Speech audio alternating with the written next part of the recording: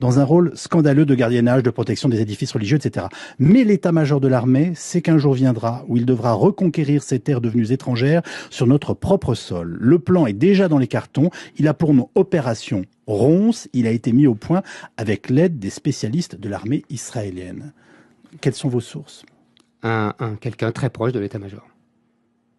Vous prétendez que l'armée française est prête à faire oui. quoi un nettoyage. À faire du nettoyage? Oui. C'est la bataille d'Alger qui recommencera.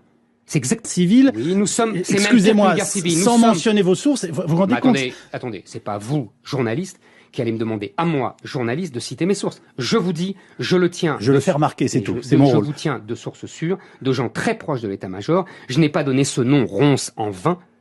Ils sont allés voir les spécialistes de l'armée israélienne et ils m'ont, les Français qui m'ont expliqué ça m'ont dit que, comme ils avaient fait à Gaza, ils leur ont conseillé de faire la même chose, ils leur ont expliqué comment il fallait faire, parce que les Israéliens sont des spécialistes évidemment, et donc le plan français est prêt, parce que nous sommes dans une logique post-coloniale. Quand vous avez des immigrés qui ne s'adaptent plus au mode de vie français, mais qui imposent leur mode de vie, ça s'appelle de la colonisation, Yves Calvi.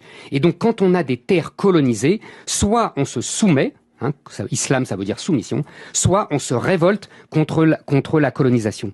La polémique ne fait que commencer. Il était normal que nous en parlions aujourd'hui avec la sortie de ce livre, Un quinquennat pour rien, qui paraît chez Albin Michel. Merci Éric Zemmour de défendre votre livre, et je dirais même votre brûlot sur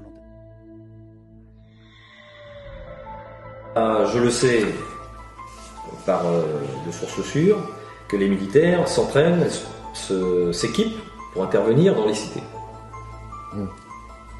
Quand ça va exploser? On ne sait pas quand, mais ça va exploser, c'est sûr. Est-ce que ça va être une sorte de mini-guerre civile cantonnée dans certains quartiers? Très probablement. Très probablement. Mais il y a un moment où il va y avoir un acteur politique qui va dire on y va, et on va y aller. Donc il faut s'équiper et s'entraîner. Vous avez des modes opératoires que je tairai ici.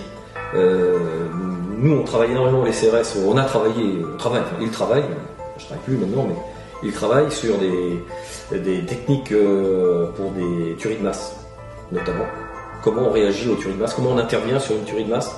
Les CRS s'entraînent. Avec la volonté, il n'y a pas grand-chose qui va résister. On en est quand même dans cet état d'esprit. On en est à la porte, vous ne le savez pas, les Français ne le savent pas. Bon, c'est Zemmour qui l'a révélé il y a quelques temps en parlant de l'opération Ronce.